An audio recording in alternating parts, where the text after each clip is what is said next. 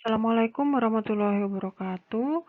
Pada pertemuan kali ini kita akan membahas visual and auditory recognition. Subbab dari materi kali ini adalah teori-teori pemrosesan informasi, lalu face perception, dan speech perception. Sebelum kita membahas bagaimana visual recognition, yang perlu kita bahas adalah bagaimana stimulus dari sekitar kita bisa dipersepsi. Nah, soal stimulus itu ada dua. Ada distal stimulus dan proximal stimulus. Distal stimulus itu apa? Distal stimulus itu adalah stimulus yang sumbernya, asalnya benar-benar dari luar diri kita. Jadi benda-benda yang ada di sekitar kita, yang kita lihat, itulah distal stimulus. Nah, sedangkan ketika kita sudah menangkap benda di depan kita, bayangan yang jatuh ke dalam retina di mata kita itu disebut proximal stimulus. Proximal stimulus itu adalah informasi-informasi yang terekam di reseptor sensorik. Dalam hal ini adalah retina.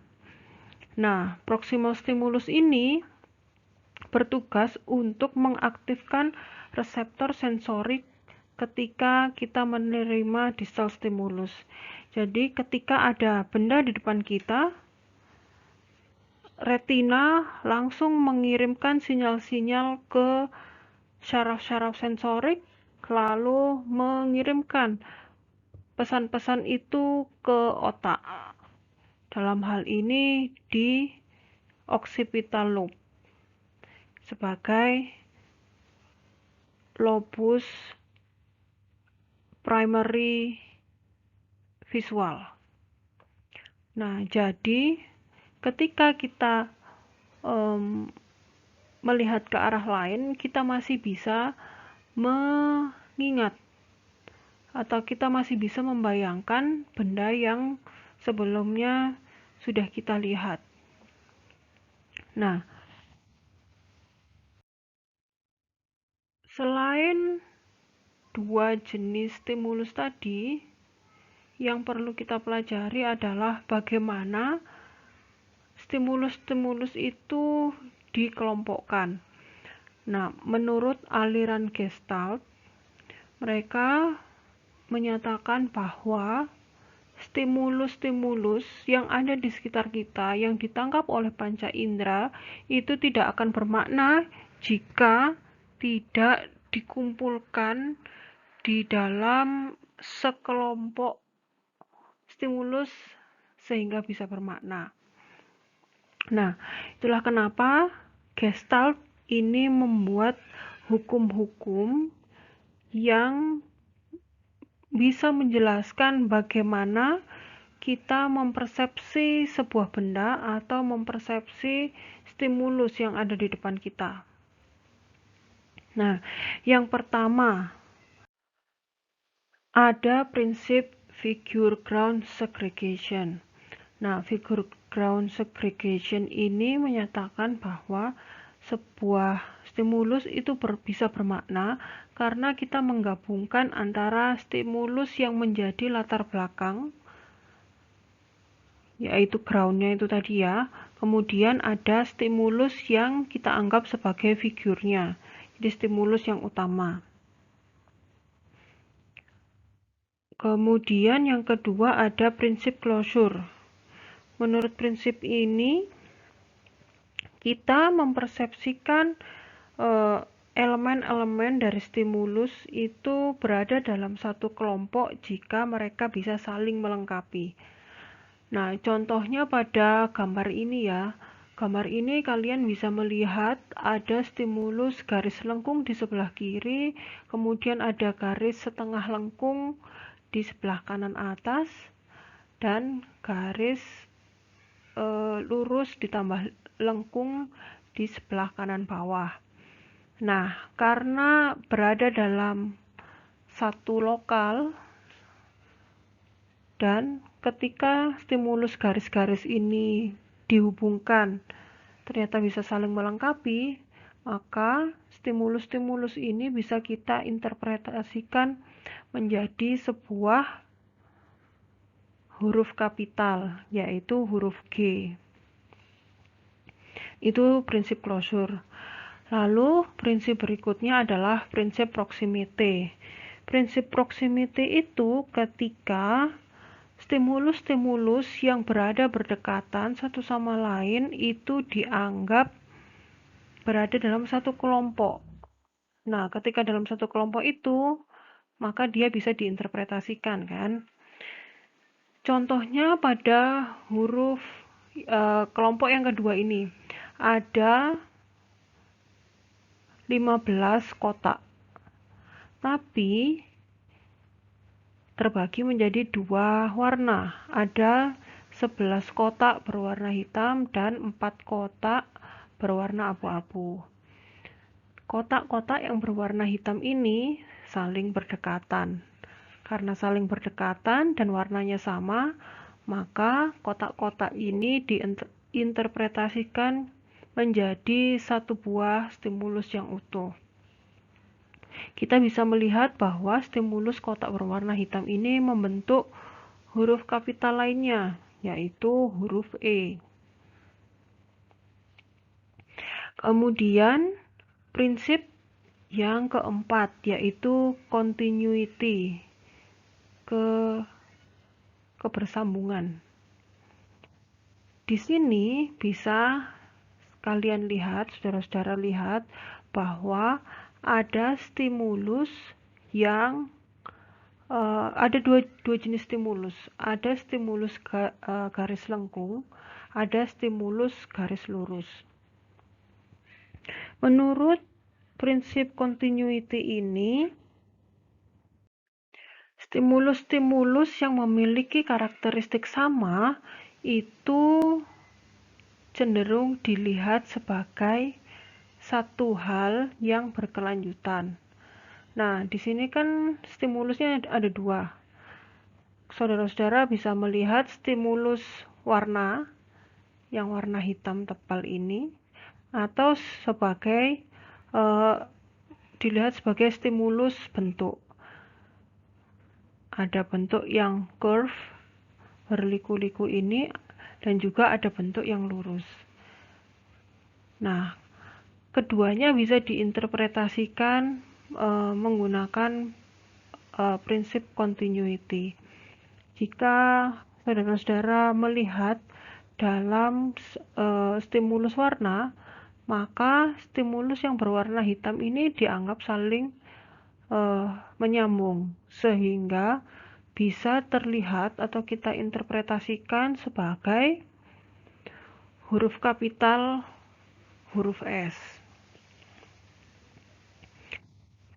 Kemudian ada prinsip similarity. Prinsip similarity itu stimulus-stimulus yang memiliki bentuk yang sama itu cenderung untuk dikelompokkan menjadi satu sehingga dapat diinterpretasikan secara bersamaan. Nah, pada gambar ini stimulus-stimulusnya adalah garis-garis miring berwarna hitam. Nah, ketika dikelompokkan menjadi satu, bisa terlihat menjadi sebuah huruf kapital, huruf T. Lalu berikutnya ada prinsip past experience. Menurut prinsip ini, menyatakan bahwa sekelompok stimulus visual itu dikelompokkan jika kita memiliki pengalaman di masa lalu yang mirip dengan stimulus yang kita hadapi sekarang. Itu cenderung dikelompokkannya seperti itu. Nah, kemudian yang terakhir ada simetri itu besarnya dari stimulus-stimulus yang dikelompokkan ini memiliki ukuran yang kurang lebih sama. Sehingga jika ukurannya kurang lebih sama seperti ini, maka akan lebih mudah untuk dipersepsikan. Nah, ini adalah contoh lain dari figure ground segregation tadi ya. Kalian bisa lihat di gambar yang paling kiri, Pittsburgh Zoo and PPG Aquarium. Nah, di sini bisa terlihat figurnya apa, groundnya apa. Nah, figurnya ini yang kita anggap sebagai yang warna hitam ini ya. Dia bisa membentuk sebuah image bentuk yaitu pohon. Nah, dari lekuk-lekuk pohon itu bisa juga membentuk wajah binatang dari groundnya gambar ini. Nah, groundnya berwarna putih. Nah, karena ada figurnya yang berwarna hitam, sehingga bisa membentuk wajah binatang. Atau berlaku juga sebaliknya. Wajah binatang ini yang berwarna putih, groundnya ini membentuk figur di tengahnya menjadi sebuah pohon. Nah, di gambar yang tengah ini ada merek sebuah coklat ya. Di situ figurnya berwarna kuning, figurnya berwarna putih. Apakah kalian bisa menangkap ada gambar beruang di tengah situ sedang berdiri, dan groundnya adalah yang berwarna kuning. Itu digambarkan seperti gunung, kan? Nah, gambar yang terakhir ada ini adalah organisasi Nirlaba, Hope for African Children Initiative. Di sini groundnya yang berwarna orange kecoklatan, sedangkan figurnya adalah yang berwarna hitam, berwarna putih. Nah, figurnya ini membentuk gambar benua Afrika, sedangkan groundnya ini membentuk orang dewasa yang saling melihat dengan anak-anak. Nah, kira-kira seperti itu contoh dari figure ground segregation. Pasti kalian sudah pernah menemukan banyak contoh lainnya yang menggunakan prinsip-prinsip organizational perseptual.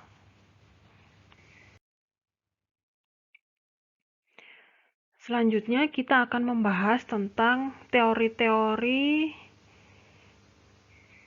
visual object recognition.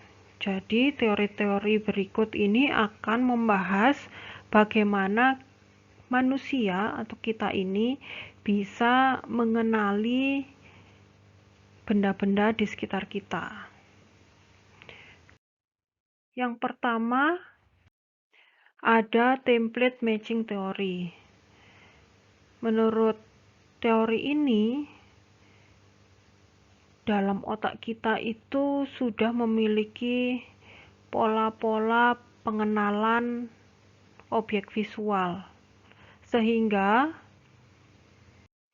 ketika kita melihat stimulus yang mirip atau yang serupa, otak kita langsung mencari template, mencari yang sesuai dengan pola yang sudah pernah kita simpan, kemudian dibandingkan dengan pola itu. Jika sama, berarti stimulus itu akan dipersepsikan menjadi hal yang sama. Namun jika berbeda, stimulus itu akan disimpan sebagai template lainnya jika mungkin ada stimulus lain yang datang. Teori berikutnya ada feature analysis teori. Menurut teori ini, sebuah stimulus visual itu terdiri dari kumpulan karakteristik. Dan masing-masing karakteristik itu disebut distinctive feature. Teori ini dikembangkan oleh Gibson. Nah, pada penelitian Gibson, contohnya itu dicontohkan dengan melakukan analisis pada huruf alfabet. Nah, huruf alfabet ini ditelaah atau di breakdown satu persatu. Masing-masing huruf ini fiturnya apa saja. Nah, misalnya pada huruf F. Pada huruf F fiturnya ada garis vertikal dan ada garis horizontal. Itu kan? Atau pada huruf A, huruf kapital A. Pada huruf ini fiturnya ada diagonal ke kanan, ada diagonal ke kiri, dan juga ada satu garis horizontal. Nah, kalian bisa mengidentifikasi dari huruf-huruf yang ada di slide ini saja. Masing-masing fitur dari objek alfabet ini apa saja. Atau pada angka 2, ada di sini ya. Fiturnya apa saja? Ada satu garis lengkung, lalu ada satu garis diagonal ke kanan, dan satu garis horizontal. Nah, contohnya seperti itu melakukan analisis fitur. Nah, seringkali teori ini digunakan untuk membahas pengenalan objek visual 2 dimensi. Karena yaitu tadi, yang dianalisis adalah fitur-fitur 2 dimensinya. Teori yang ketiga ini, the recognition by component theory, itu dikembangkan untuk menelaah bagaimana manusia bisa mengidentifikasi bentuk-bentuk 3 dimensi. Nah, seperti teori sebelumnya, feature analysis teori, pada teori ini sebetulnya itu mirip gitu. Hanya saja untuk objek-objek 3 dimensi, maka komponen-komponen yang membentuk objek itu adalah komponen-komponen 3 dimensi juga. Nah, masing-masing komponen itu disebut geon. Misalnya, kalau kita mau menelaah gelas yang kita gunakan. Nah, di sekitar kalian ada gelas nggak? Misalnya gelas. Gelas itu terdiri dari apa saja geonnya? Kalau hanya gelas sederhana saja, kalau disebut gelas belimbing gitu ya, maka geonnya adalah tabung, bentuk tabung. Tapi kalau gelasnya adalah gelas yang bertelinga, yang ada pegangannya itu ya, maka terdiri dari 2 geon, yaitu geon tabung dan ada geon pegangannya itu, telinga dari gelasnya itu. Atau ketika kita melihat charger, nah rata-rata charger umumnya ini berbentuk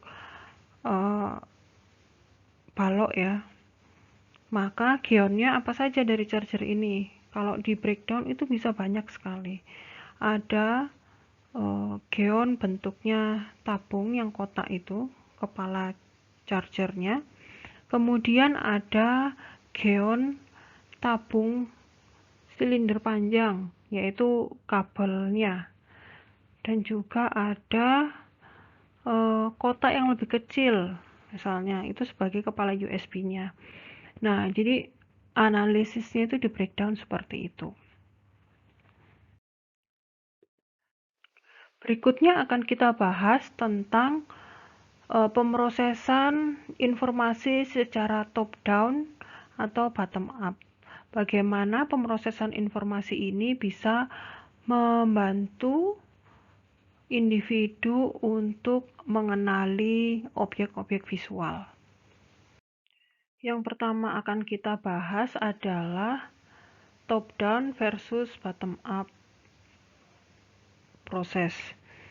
Nah, bottom up proses itu ketika memproses informasi berdasarkan stimulus-stimulus kecil, kemudian disatukan menjadi sebuah kelompok stimulus.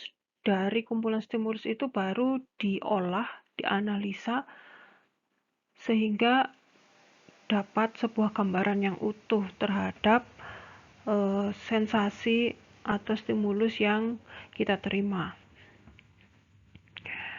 Lalu kalau top down processes itu ketika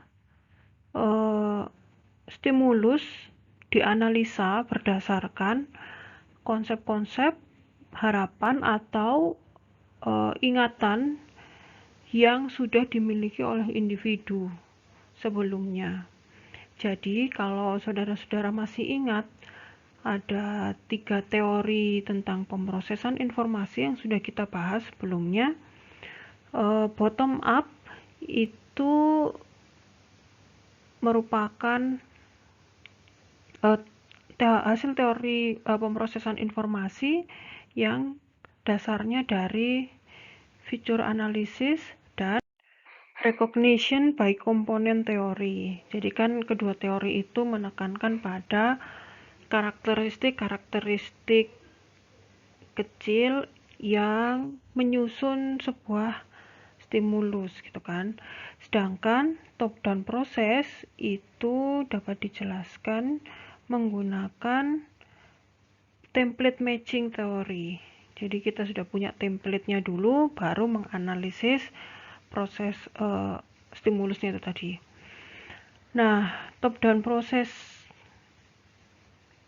ini biasanya digunakan ketika stimulus-stimulus yang kita tangkap itu tidak lengkap atau ambigu. Nah, mungkin kita lihatnya cuma sekilas atau terpotong. Itu biasanya menggunakan top down processes. Karena kita sudah punya template karakteristik stimulusnya itu tidak lengkap, jadinya tidak bisa dianalisis menggunakan bottom up processes. Jadi dia menggunakan top down processes. Nah, di psikologi kognitif sendiri tidak berpihak pada salah satu proses ini. Enggak pro bottom up saja atau pro top down saja. Karena begitu kita melakukan object recognition, kedua proses ini digunakan. Bottom up dan juga top down itu digunakan bersamaan. Nah, misalnya saat kita mengidentifikasi kursi gitu ya. Nah, ketika melihat stimulus yang terdiri dari 4 kaki, entah itu dari besi atau dari kayu, lalu di atasnya terdapat satu bidang yang menyatukan keempat kaki itu, kita bisa mengetahui kalau itu adalah kursi. Atau kita bisa mengetahui dengan cepat juga, maksudnya ketika kita lihat stimulus itu ya, ada empat kaki, lalu bidang yang menyatukan gitu kan. Nah, kita bisa langsung mengidentifikasi dengan cepat bahwa itu kursi dan bisa diduduki, karena kita juga sudah punya template di dalam memori kita bahwa yang punya 4 kaki dan ada bidang yang menyatukan, itu namanya kursi. Jadi tidak perlu berpikir lama-lama atau menganalisis benda apa ya itu namanya, bisa nggak ya itu diduduki, atau memang fungsinya itu untuk dibuat tempat duduk atau digunakan untuk meletakkan benda lain atau bagaimana. Nah, karena kita sudah punya template di memori, sehingga kita bisa menyimpulkan dengan cepat bahwa itu kursi bisa diduduki. Nah, gitu. Kemudian, bagaimana kaitannya top-down processing dengan kemampuan membaca? Nah, berdasarkan penelitian, ditemukan bahwa kita tidak membaca sebuah kalimat itu kata per kata. Seringkali kita membaca kalimat itu melompat-lompat dan seperti screening gitu kan. Jadi tidak membaca kata per kata, tapi menangkap makna dan menangkap konteks dari bacaan yang kita baca itu. Itulah mengapa ketika kita melihat slide berikut ini, kalian bisa memahami apa yang tertulis di sana.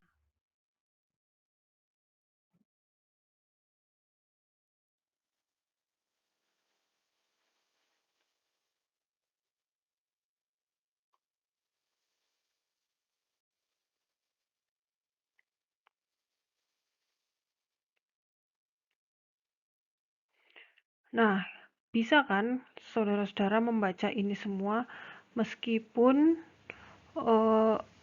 katanya tidak ditulis sempurna, tapi masih bisa menulis urutan hurufnya diacak, tapi masih bisa kita artikan maknanya apa. Kemudian berikut ini adalah kesalahan-kesalahan yang muncul akibat kita hanya menggunakan salah satu pemrosesan informasi saja, khususnya hanya menggunakan top-down processing. Jadi top-down processing tadi kan intinya adalah memproses informasi menggunakan template yang sudah ada, tanpa melihat detail dari stimulus yang ada pada saat itu. Jadi kita screening, melihat gambaran secara umum, lalu menyesuaikan dengan template yang sudah kita punya, kemudian menyimpulkan, mempersepsikan itu apa. Nah, dengan prinsip kerja seperti itu, ada dua kemungkinan kesalahan yang bisa terjadi saat menerapkan top-down processing. Yang pertama adalah change blindness. Itu terjadi ketika seseorang gagal untuk melihat atau mengidentifikasi perubahan dari stimulus yang hadir di depan dia. Jadi terlalu fokus pada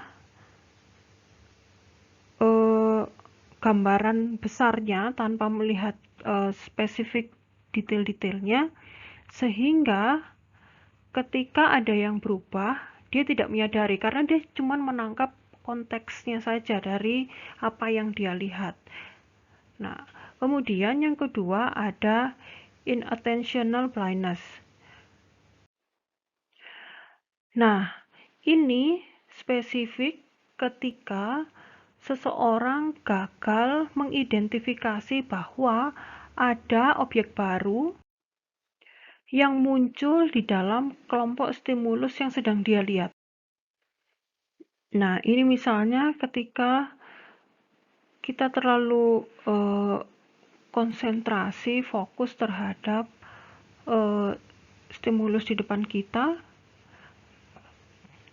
kita tidak melihat ketika ada stimulus baru yang datang, kita tidak bisa mengidentifikasinya karena itu tidak masuk ke dalam pandangan kita atau template kita yang dalam memori itu tidak mengidentifikasi stimulus itu di dalam template yang sudah ada. Pada gambar berikut, apakah Anda bisa mengidentifikasi apa ada yang hilang atau ada yang bertambah?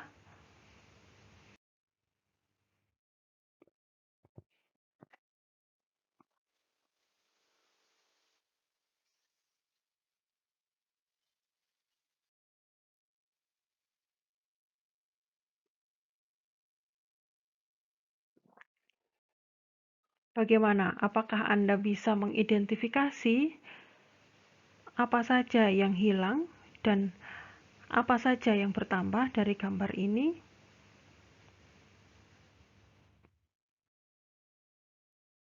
Yang akan kita bahas adalah face perception, bagaimana sistematika kita mengenali wajah orang lain.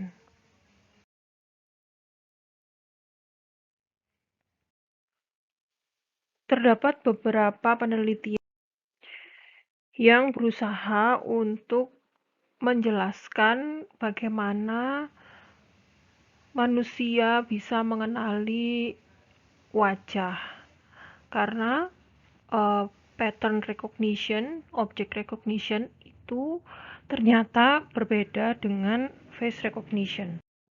Salah satu penelitian yang terkenal adalah penelitian dari Tanaka dan Farah tahun 1993. Mereka meneliti tentang bagaimana manusia mengenali wajah, apakah sesuai atau menggunakan prinsip-prinsip dari teori feature analysis teori atau menggunakan teori yang lain. Nah, hasilnya ditemukan bahwa ternyata manusia itu lebih mudah untuk mengenali wajah yang diperlihatkan sebagian dibanding hanya ditunjukkan bagian dari wajah saja. Misalnya, lebih mudah mengenali jika wajah seseorang itu diperlihatkan dari mata ke atas atau dari hidung ke bawah dan sebagainya, dibandingkan dengan hanya menunjukkan potongan matanya saja atau hidungnya saja. Begitu. Nah, penelitian ini itu menggunakan membandingkan gambar-gambar seperti itu tadi dan juga membandingkan bagaimana bagaimana seseorang itu mengidentifikasi objek lainnya. Nah, misalnya mengidentifikasi bagian dari rumah, bagian dari kendaraan mungkin. Mereka disuruh menjelaskan, mendeskripsikan keadaan objek-objek itu jika diperlihatkan salah satu bagiannya saja. Nah, ternyata ketika dia bisa menjelaskan bagian-bagian dari objek, itu tidak berlaku jika harus menjelaskan bagian-bagian dari wajah seseorang.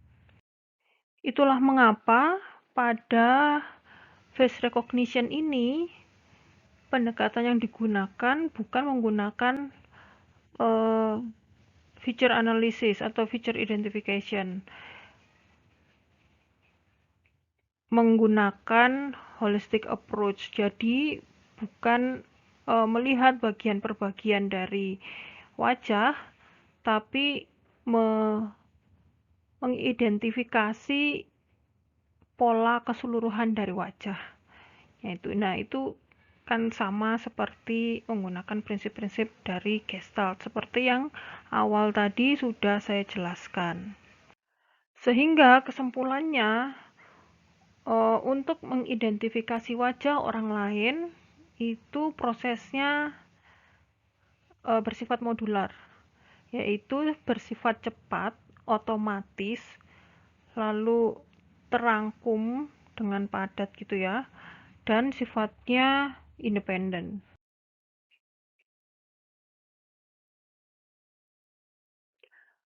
Berikutnya adalah speech perception.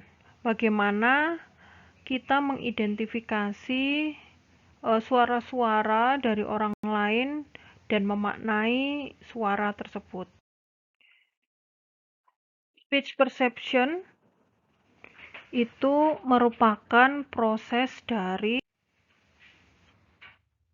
merekam gelombang suara saat orang lain berbicara. Kemudian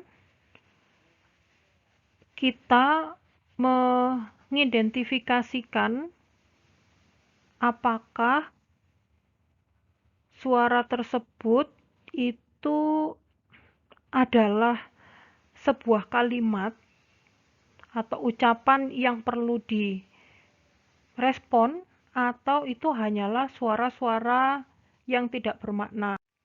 Kemudian setelah itu ketika kita mengidentifikasi bahwa itu adalah suara orang berbicara, kemudian kita memfokuskan lagi suara tersebut.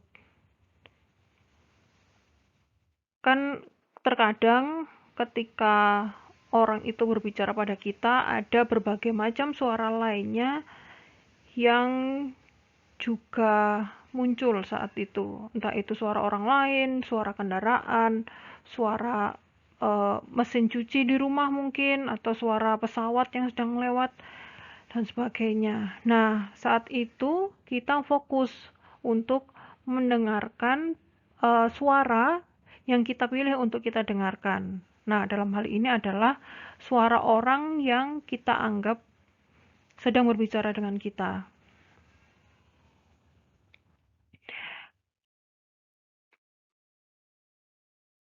Kemudian ada 4 karakteristik dari speech perception. Yang pertama adalah words boundaries. Ini bisa menjelaskan bagaimana kita bisa membedakan kata per kata dari sebuah kalimat. Kalau kita mengerti atau memahami bahasa yang sedang dibicarakan, kita sedang berkomunikasi dengan orang lain dan orang itu memiliki bahasa yang sama dengan kita. Misalnya kita ngobrol dengan teman kita sama-sama menggunakan bahasa Indonesia, atau ketika ngobrol dengan keluarga di rumah menggunakan bahasa daerah masing-masing gitu. Itu kan berarti kita sama-sama memahami bahasanya ya. Nah, meskipun lawan bicara kita itu sedang bicara tanpa jeda, ngomongnya merepet terus-menerus itu, tapi kita bisa menangkap perbedaan kata per katanya gitu. Kayak kita masih bisa menangkap maksud dari yang dia bicarakan itu apa. Sedangkan jika kita tidak memahami bahasa yang orang lain gunakan, misalnya kita native menggunakan bahasa Indonesia, lalu kita ketemu dengan orang Jepang yang mana kita nggak ngerti bahasa Jepang sama sekali gitu. Maka ketika dia ngomong, kita nggak bisa membedakan dia ngomong satu kalimat itu ada berapa kata. Nah, karena kita tidak bisa membedakan kata per kata, kita tidak familiar dengan kata-kata yang dia gunakan. Kemudian, karakteristik yang kedua adalah terdapat variasi dalam pengucapan fonem. Fonem itu adalah bagian terkecil dari sebuah kata.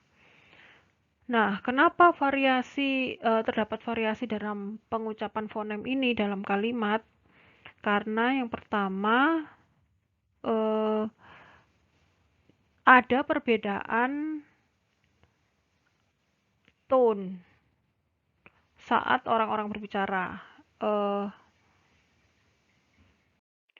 Misalnya saat orang sedang marah, tentu nadanya akan berbeda dengan orang yang sedang cemas atau sedang panik.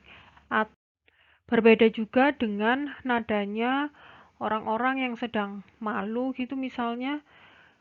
Nah, karena perbedaan tone itu sehingga pengucapan orang itu akan berbeda-beda. Penekanan pada masing-masing kata itu juga akan berbeda.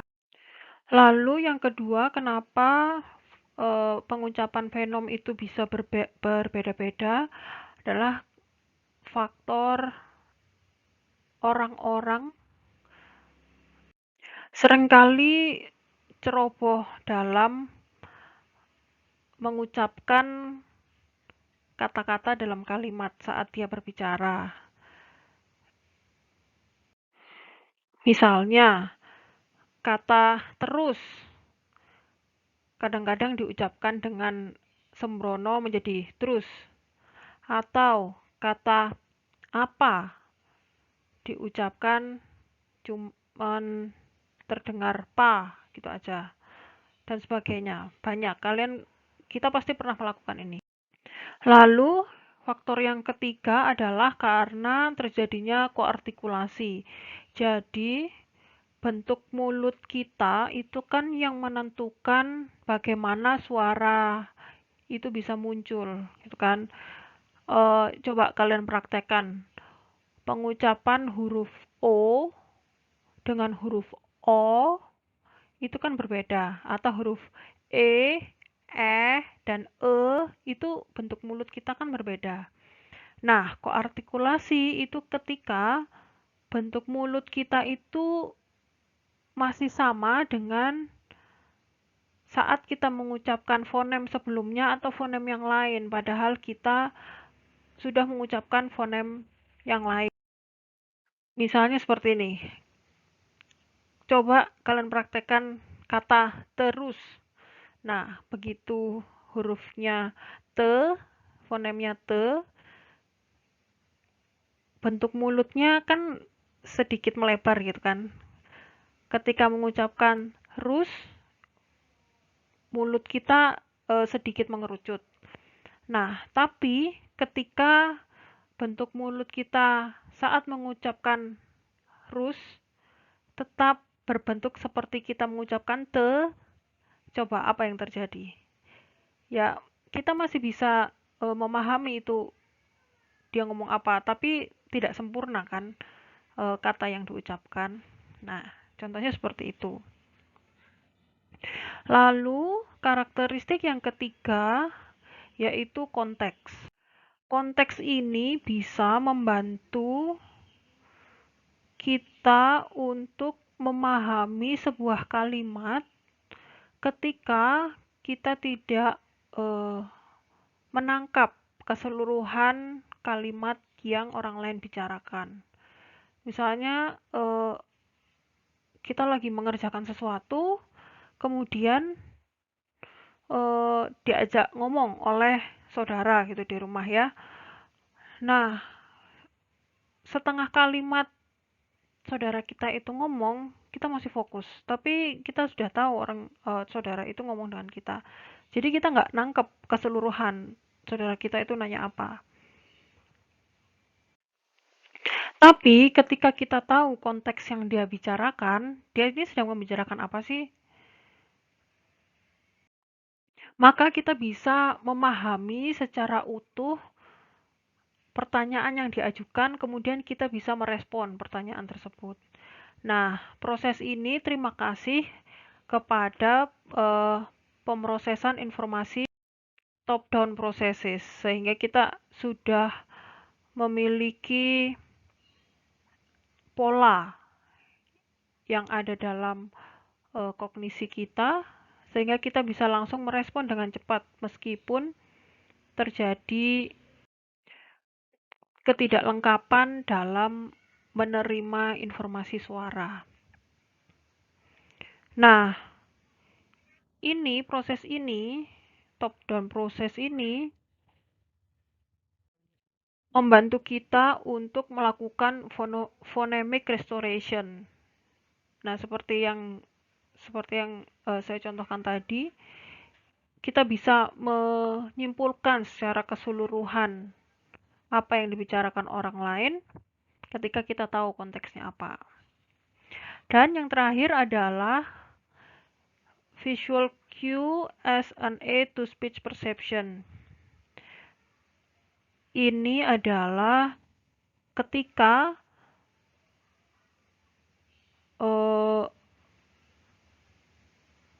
persepsi visual membantu kita untuk memahami persepsi suara. Ini saat misalnya di sekeliling kita terlalu ramai, sedangkan orang yang di depan kita suaranya tidak terlalu keras. Jadi kita bisa mendapatkan bantuan dari kita membaca gerak bibir dia.